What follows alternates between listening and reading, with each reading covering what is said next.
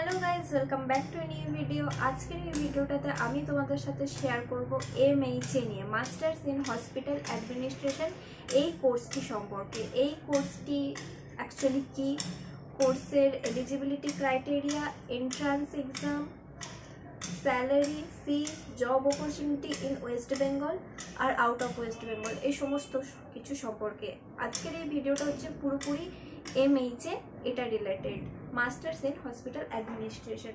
তো চলো ফার্স্টে শুরু করি MHA কি এই কোশ্চেনটা থেকে। MHA হচ্ছে একটা 2 বছরের পোস্ট গ্র্যাজুয়েট কোর্স, যেটা পুরোপুরি হচ্ছে হসপিটাল ম্যানেজমেন্টের উপরে। কোর্সটার নাম হচ্ছে MHA masters in hospital administration. এই কোর্সটা করার পর তোমরা হসপিটাল বা নার্সিংহোমে অনেক পজিশন থাকে, সেই জায়গাতে তোমরা চাকরি পাবে। এরপর হচ্ছে এলিজিবিলিটি ক্রাইটেরিয়া। এলিজিবিলিটিটা খুব ভালো করে শুনে নাও।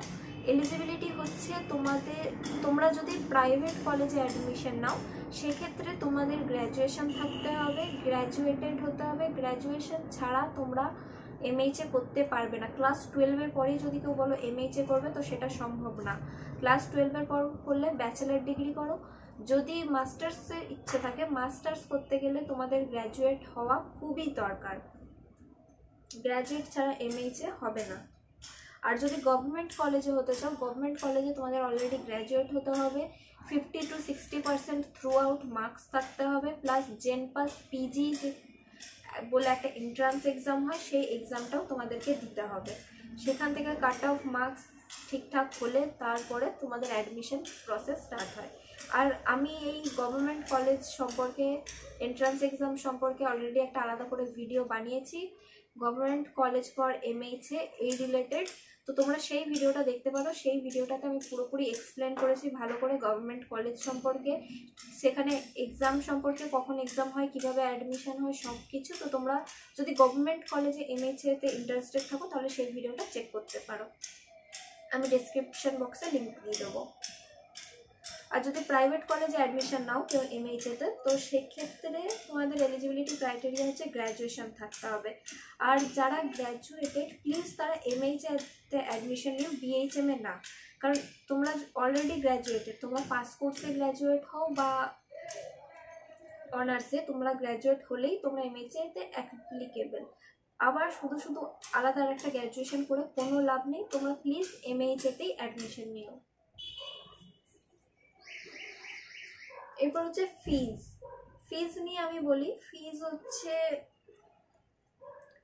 গভর্নমেন্ট কলেজে এই বছরের ফিজ বলছি, গভর্নমেন্ট কলেজের ফিজ হয়তো পরের বছর অনেক বেড়ে যাবে বা এই বছর আগের বছরের তুলনায় কম হবে। গভর্নমেন্টের ফিজের কোনো ঠিক ঠিকানা নেই। তো অ্যাভারেজ ফিজ আর এই বছরের ফিজ হচ্ছে 60,000। এটা পরের বছর বাড়তেও পারে। আমি এই বছরটা বলছি, প্লিজ নোট, এই বছরের ফিজ হচ্ছে 60,000। আর প্রাইভেট কলেজে 3 লাখ, 3.5 লাখ এরকম করেই ফিজ হয়। 3 লাখের নিচে প্রাইভেট কলেজ MHA-এর জন্য হবে না। আর যেই কলেজগুলো 3 লাখের নিচে হবে সেই কলেজগুলো একটু খোঁজ নিয়ে দেখো, যদি ভালো হয় তো খোঁজ নিয়ে দেখো। একটু না দেখে কোর্স ফিজ কম দেখে অ্যাডমিশন নিও না, অনেকে এই ভুলটা করে। কলেজটাকে একটু রিসার্চ করে নিও। আর এই নিয়েও আমি একটা ভিডিও বানাবো যে কিভাবে তোমরা কলেজ চুজ করবে, কলেজ কিভাবে কি কি জিনিস কলেজে দেখবে, যে এইগুলো আছে কি আছে না, তারপরে ভেরিফাই কি করে করবে যে এই কলেজটা ভালো হবে কি ভালো হবে না।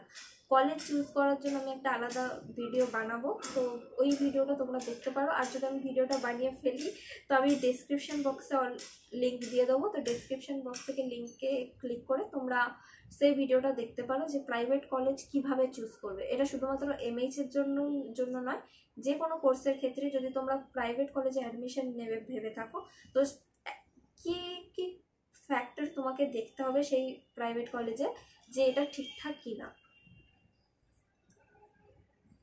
এরপর হচ্ছে স্যালারি নিয়েও MHA-এর একটা আলাদা করে ভিডিও বানাবো, বাট আমি এখানে একটা ওভারভিউ দিয়ে দিই, অত ডিটেলস বলছি না। ওয়েস্ট বেঙ্গলে তোমরা এক্সপেক্ট করতে পারো 15,000 বা তার একটু বেশি, বাট 15,000-এর একটু কম, অ্যাটলিস্ট 12,000 to 15,000 বা তার থেকে একটু বেশি যদি ভালো হসপিটালে পাও তো।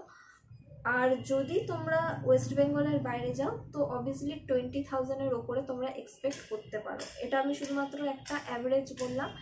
এর ডিটেলসে যদি আমি স্যালারিটা বলতে চাই তাহলে অনেকটা লং হয়ে যাবে ভিডিওটা, তো এটা নিয়ে একটা আলাদা করে ভিডিও বানাবো, পুরো ডিটেলসে জানাবো তোমাদের এক্সপিরিয়েন্স ইনএক্সপিরিয়েন্স সব কিছু। আমি এখন যেই স্যালারিটা বললাম সেটা হচ্ছে অ্যাজ এ ফ্রেশার এমএইচে কমপ্লিট করার পরেই তোমরা কত টাকা স্যালারি পেতে পারো ওয়েস্ট বেঙ্গলের মধ্যে আর আউট অফ ওয়েস্ট বেঙ্গলের মধ্যে। এই নিয়ে আমি এমএইচের একটা ডিটেলস এক্সপিরিয়েন্সের ভিডিও বানাবো, যেখানে তোমরা ফ্রেশার কত পেতে পারো, out of West Bengal average কত পেতে পারো, ভালো হসপিটালের স্যালারি কীরকম, নার্সিংহোমের স্যালারি কীরকম, এক্সপিরিয়েন্সের সাথে কীরকম বাড়ে না বাড়ে, এই নিয়ে একটা আলাদা ডিটেলসের আমি একটা ভিডিও অবশ্যই তোমাদের সাথে শেয়ার করবো। আর যদি বানিয়ে থাকি তাহলে ডেসক্রিপশন বক্সের লিঙ্ক আছে, সেখান থেকে চেক আউট করতে পারো। আমি অ্যাভারেজটা তোমাদেরকে জানিয়ে রাখলাম। এবার হচ্ছে জব অপরচুনিটি। এমএইচতে জব অপরচুনিটি খুবই ভালো। হসপিটালিটি, যে কোনো হসপিটালে জব অপরচুনিটি খুব ভালো। হসপিটাল ইন্ডাস্ট্রিটা এমন না, এখানে অনেক জব ভ্যাকেন্সি আছে। এবার তোমরা কোন হসপিটালে করবে কি করবে না করবে সেটা তোমার উপর ডিপেন্ড করছে।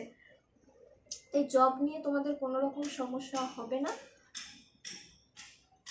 এমএইচে করার পর তোমরা যা হোক একটা চাকরি পেয়ে যাবে। যারা ভাবছো যে গ্র্যাজুয়েট হয়ে গেছে এবার একটা চাকরির দরকার, এমএইচে করবে, চাকরি পাবে কি পাবে না এই নিয়ে খুব কনফিউজ, আমি তাদের বলে দিই চাকরি পেয়ে যাবে। চাকরি নিয়ে তোমাদেরকে ভাবতে হবে না, চাকরি এমএইচে করার পর পেয়ে যাবে। এবার শুধু তোমরা কতদিনে তুমি সেই চাকরি করবে কি করবে না সেটা তোমার উপর ডিপেন্ড করছে। অনেকে আছে চাকরি করতেই চায় না, কেন যে কোর্সটা করছে কে জানে। তো যখনই কোনো চাকরির চান্স আসবে প্লিজ সেটাকে নিয়ে নেবে। এমন করে রাখবে না যে পরে আবার অন্য চান্সের জন্য, সেরকম না। চাকরি যখনই পাবে সেটা নিয়ে নেবে। অনেকে এটা করে, অনেকে কোর্সের পর এরকম ভাবে যে না থাকুক এটা ছেড়ে দিই অন্য একটা বেটার অপরচুনিটির জন্য। এরকম করো না, যা চাকরি আসবে নিয়ে নেবে, চাকরির অভাব হবে না। হসপিটাল ইন্ডাস্ট্রি খুবই ভালো ইন্ডাস্ট্রি, এখানে ভ্যাকেন্সি থাকবেই।